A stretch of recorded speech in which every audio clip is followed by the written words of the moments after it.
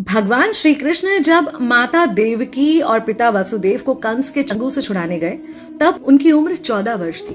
उनकी माता ने उनसे पूछा कि बेटा तुम तो भगवान हो, तो तुम हमें पहले ही कंस के चंगुल से छुड़ा सकते थे, इतनी देर क्यों कर दी?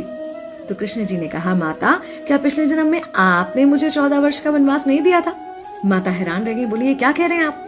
तब कृष्ण जी ने बताया कि पिछले जन्म में मैं राम था और आप थी माता कैकेयी और आप ही ने मुझे 14 वर्ष का वनवास दिया था और कर्म फल से कोई नहीं बच सकता माता, इसलिए आपको 14 साल का ये दुख सहना पड़ा। तब आश्चर्यचकित होते हुए माता ने पूछा, तो फिर यशोदा पिछले जन्म में कौन थी? कृष्ण जी ने बताया, वो थी माता कौशल्या, जो 14 साल तक अपने पुत्र से अलग रही थी। उन्होंने उस दुख को सहा था, इसलिए इस जन्म में 14 साल मैं उनके पास रहा और मेरे साथ रहने का, माता और पुत्र के प्रेम का सुख उन्हें मिला। कहने का मतलब यह है कि कर्म फल से ना उस युग में कोई बचा था, ना आज कोई बचेगा।